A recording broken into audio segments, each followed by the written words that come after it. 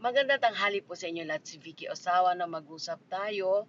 Alam niyo po ngayon ipag-uusapan natin ang tungkol sa RFOD, Recognition of Foreign Divorce. Alam natin na bababa na nga ba o hindi pa ang divorce sa Pilipinas.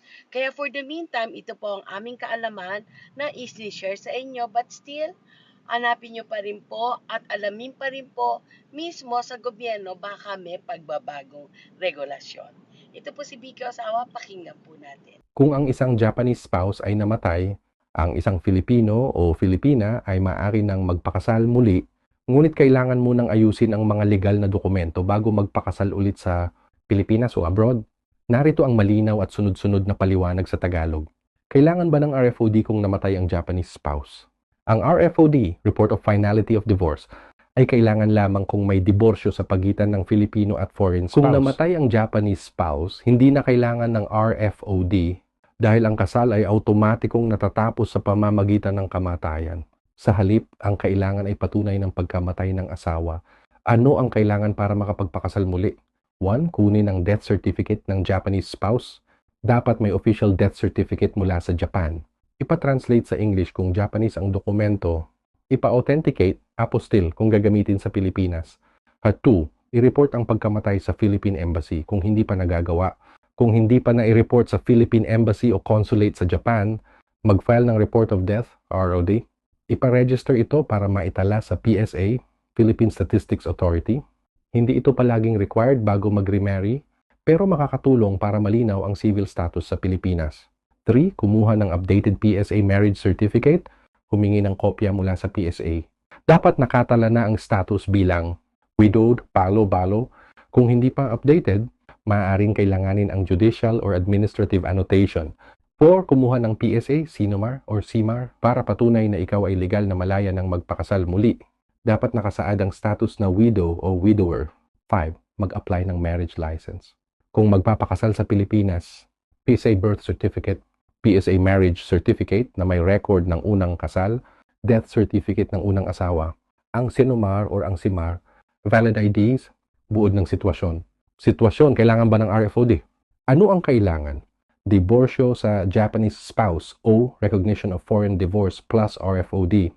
Namatay ang Japanese spouse, hindi death certificate plus updated civil status.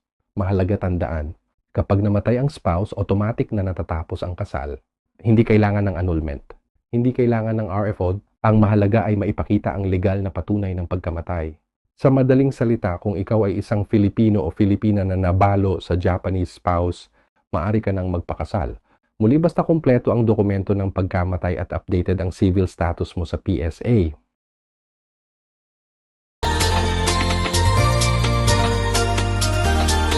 Mga problema at suliranin sa buhay ay hindi nawawala.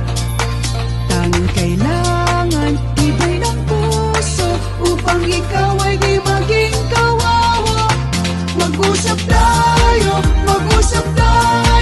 at gagaan mga problema nyo. Mga pagsubok sa ating buhay. Malaking promo na hindi mo dapat palampasin. Handa na kami magbigay ng mas maraming offer para mag-book, makinig, manood at makisabay sa aming mga espesyal na alok. Exclusive promo sa plane ticket. Sa bawat pag-order ng plane ticket, may libreng original Mag-usap Tayo by Vicky Osawa polo shirt kaagad. Isang plane ticket includes isang original Mag-usap Tayo polo shirt. Mas maraming ticket, mas maraming libreng polo shirt. Limited po ang aming offer up to 50. Person, no choosing in color size. Translation service Japanese-English Tagalog, dagdag tipid sa bawat transaction. Makakatanggap ka ng 1,000 discount sa bawat transaction, ibinabawas mula sa original price. Totoong tipid. Walang komplikadong proseso. Direktang bawas presyo. Abangan ang iba pang promo. Marami pang sorpresa at updates na pwede mong makita at marinig sa aming mga platform.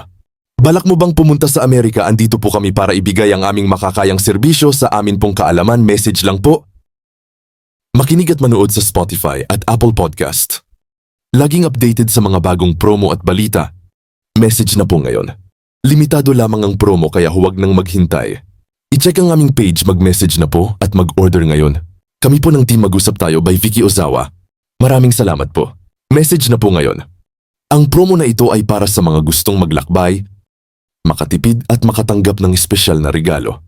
Samantalahin na po, message lang po sa FB page Mag-usap Tayo by Vicky Ozawa. Before we end, we invite everyone to like, share, and subscribe to our page.